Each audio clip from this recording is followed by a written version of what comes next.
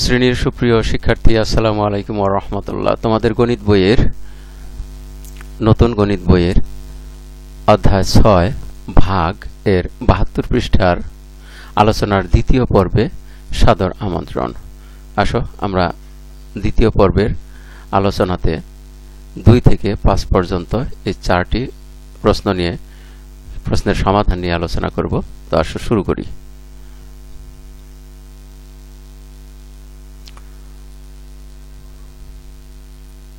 আমরা প্রথমে 2 নম্বর প্রশ্ন নিয়ে আলোচনা করি। চলো শুরু করি। 2 নম্বর প্রশ্নের সমাধান করি।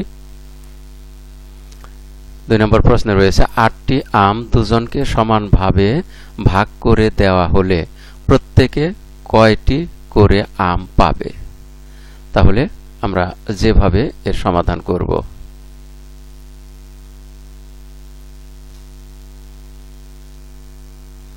প্রথমে উত্তর লিখে নেই।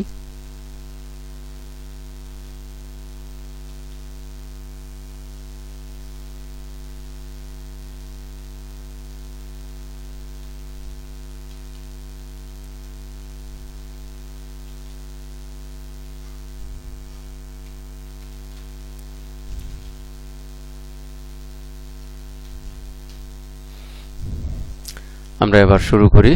প্রথমে 8কে 2 দিয়ে ভাগ করব। এখানে বলা হয়েছে 8টি আম দুজনকে সমানভাবে ভাগ করে দেওয়া হলে প্রত্যেকে কয়টি করে আম পাবে। তাহলে আমরা এখানে লিখব 8, তারপর ভাগ চিহ্ন দিয়ে আমরা লিখব 2 এবং সমান চিহ্ন দিয়ে ফলাফল নামাবো। তাহলে এখানে আমরা ভাগ চিহ্ন দিই।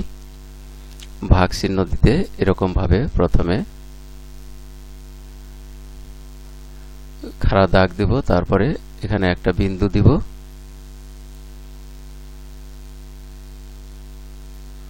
আর এখানে একটা বিন্দু দিব।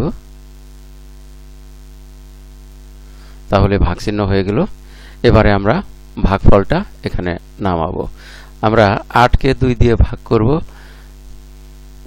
8কে 2 দিয়ে ভাগ করতে গেলে আমাদের এই 2 এর ঘরের নামতা গণনা করতে হবে 8 পর্যন্ত। তাহলে আমরা গণনা করি। 2 1 2, 2 2 4, 2 3 6, 2 4 8। তাহলে 4 পাওয়া গেল। অর্থাৎ 2 এবং 4 এই গুণ করলে আমরা গুণফল পাই 8। সেক্ষেত্রে 8কে আমরা 2 দিয়ে ভাগ দিলেও আমরা ভাগফল পাবো 4।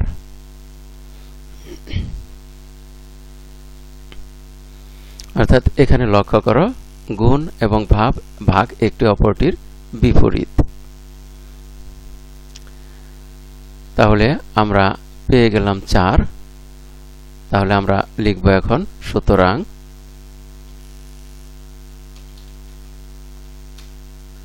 প্রত্যেকে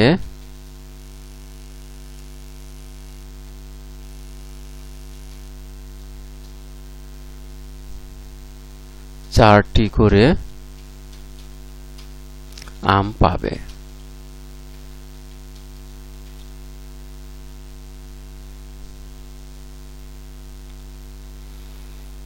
আমরা 2 নম্বর প্রশ্নের সমাধান করে ফেললাম। এবারে আসো 3 নম্বর প্রশ্ন দেখি। 3 নম্বর প্রশ্নে কি রয়েছে।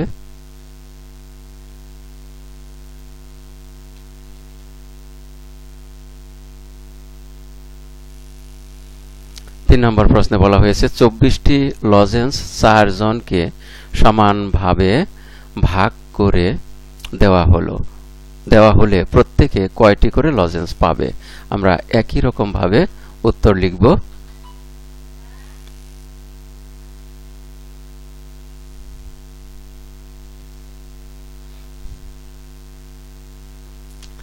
এক কাজ করি,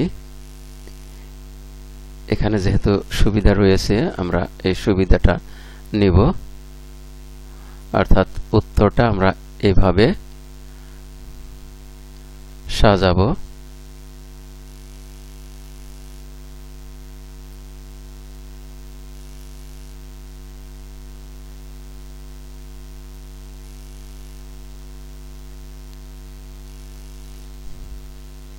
এখানে লজেন্স পাবে আমরা এখানে লজেন্স লিখব, অর্থাৎ আগের প্রশ্নটির মতো করেই লেখাটা হবে, ভাগটা হবে। তাহলে দেখো শুরু করি। এখানে 24টি লজেন্স, তাহলে এ পাশে অর্থাৎ এখানে লিখব 24। 24 হলো ভাজ্য, আর এখানে 4, এখানে লিখব 4। 4 হলো ভাজক, অর্থাৎ 24কে আমরা 4 দিয়ে ভাগ করব। তাহলে ভাগ করি, অর্থাৎ 4 এর ঘরের নামতা হিসাব করে 24 পর্যন্ত যাব। 4 1 4, 4 2 8, 4 3 12, 4 4 16, 4 5 20, 4 6 24। তাহলে এখানে পেলাম 6। তাহলে আমরা এখানে লিখব প্রত্যেকে 6টি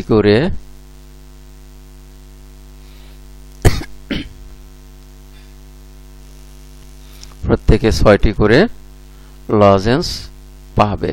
আমরা এখানে লজেন্স লিখব, একটু ফাঁকা করে নেই।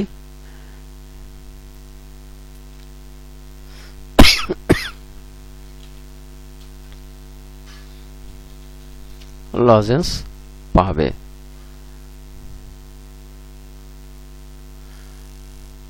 তাহলে দেখতে পেলে যে আমরা ঠিক 2 নম্বর প্রশ্নে যেভাবে করেছি, সমাধানটা করেছি, ঠিক 3 নম্বর প্রশ্নে একই রকম ভাবে আমরা করলাম, শুধু সংখ্যাগুলো চেঞ্জ হলো আর জিনিসটির নামটা চেঞ্জ হলো। এখানে ছিল আম, এখানে লিখলাম লজেন্স। তাহলে আসো দেখি তার পরের প্রশ্নটা কি আছে। 4 নম্বর প্রশ্ন।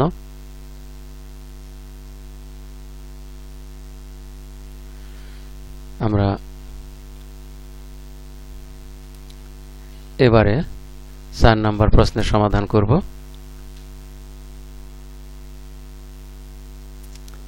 তাহলে এবারও আমরা এখানে লক্ষ্য করো 27 টাকা 3 জনকে সমানভাবে ভাগ করে দেওয়া হলে প্রত্যেকে কত টাকা করে পাবে। এখানে লক্ষ্য করো একই রকম। আমরা যদি প্রথমটার সাথে ধরি, তাহলে প্রথমটার মতো করে আমরা 8 এর পরিবর্তে 27 লিখব এবং 2 এর পরিবর্তে 3 লিখব, আর এখানে ভাগফল যা হয় তা লিখব এবং এখানে ভাগফল যা হয় তাই লিখব, আর এই আমের পরিবর্তে আমরা লিখব এখানে টাকা। তাহলে এই প্রশ্নের উত্তরটা যেভাবে করেছি আমরা সেভাবেই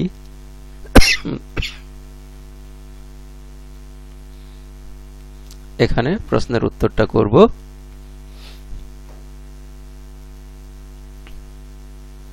আমরা এই সংখ্যাগুলো শুধু মুছে দিলাম। তোমাদের খাতায় যেহেতু মোছার কোনো সুযোগ থাকবে না, সেহেতু তোমরা খাতায় এভাবে দেখে দেখে নিজেরা লিখবে। আর আমি এখানে সরাসরি ওই অংশটি যেহেতু কম্পিউটারে করছি, সেহেতু সরাসরি ওই উত্তরটি অর্থাৎ এই সমাধানটি 2 নম্বর প্রশ্নের সমাধানটি আমরা এখানে এনে শুধু সংখ্যাগুলো মুছে দিলাম এবং জিনিসটির নাম মুছে দিলাম। আমরা এখন সেই সংখ্যাগুলো বসিয়ে, এই প্রশ্নের দেওয়া সংখ্যাগুলো বসিয়ে প্রশ্নটার সমাধান করব একই ফরম্যাটে, একই রকম ভাবে। তাহলে আমরা প্রথমে লিখব 27, এখানে লিখলাম 27, আর এখানে লিখব 3। তাহলে 3 দিয়ে আমরা 27কে ভাগ করব। ভাগ করলে দেখো আমরা 3 এর ঘরের নামতা 27 পর্যন্ত গণনা করব। 3 1 3, 3 2 6, 3 3 9, 3 4 12, 3 5 15, 3 6 18, 3 7 21, 3 8 24, 3 9 27, এখানে 9। তাহলে সুতরাং প্রত্যেকে আমরা এই অংশটুকু মুছে লিখি, প্রত্যেকে 9 টাকা করে পাবে। 9 টাকা করে পাবে। আমরা 4 নম্বর প্রশ্নের উত্তর লিখে ফেললাম। এবারে আমরা দেখি তার পরের প্রশ্নটা 5 নম্বর প্রশ্ন।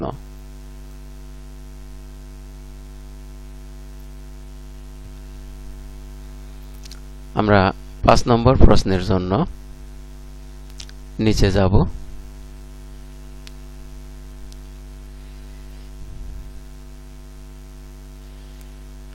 5 নম্বর প্রশ্নে আছে একটি বেঞ্চে 5 জন বসে, 45 জনের জন্য কয়টি বেঞ্চের প্রয়োজন হবে? এটাও একই রকম, আমরা একই রকম ভাবে উত্তর লিখতে পারি।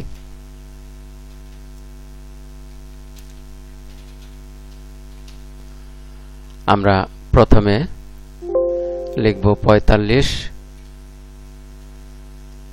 তারপরে ভাগ চিহ্ন দিয়ে লিখব 5 এবং সমান চিহ্ন দিয়ে ফলাফল নামাবো।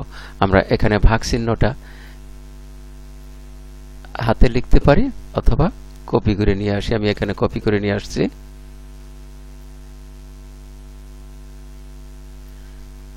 তাহলে ভাগ করি। 45কে 5 দিয়ে ভাগ করব। 5 অর্থাৎ 5 এর ঘরের নামতা আমরা 45 পর্যন্ত গণনা করব। 5 1 5, 5 2 10, 3 5 15, 5 1 5, 5 2 10, 5 3 15, 5 4 20, 5 5 25, 5 6 30, 5 7 35, 5 8 40, 5 নং 45। তাহলে আমরা এখানে পেলাম 9। তাহলে আমরা এখানে লিখে ফেললাম 9। আমরা উত্তরটা লিখি একই রকম ভাবে। সুতরাং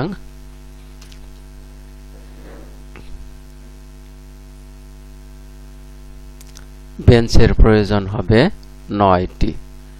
সুতরাং 45 জনের জন্য 9টি বেঞ্চের প্রয়োজন হবে, বা আমরা সরাসরি লিখি যে 9টি বেঞ্চের প্রয়োজন হবে।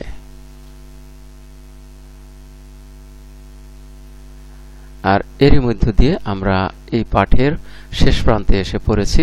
এতক্ষণ ধৈর্য সহকারে সম্পূর্ণ ভিডিও দেখার জন্য তোমাদের সবাইকে জানাই অনেক অনেক ধন্যবাদ। সেই সাথে পরবর্তী ভিডিও দেখার আমন্ত্রণ রইল। Thank you very much for watching and keep watching for the next video. Assalamu alaikum wa rahmatullah.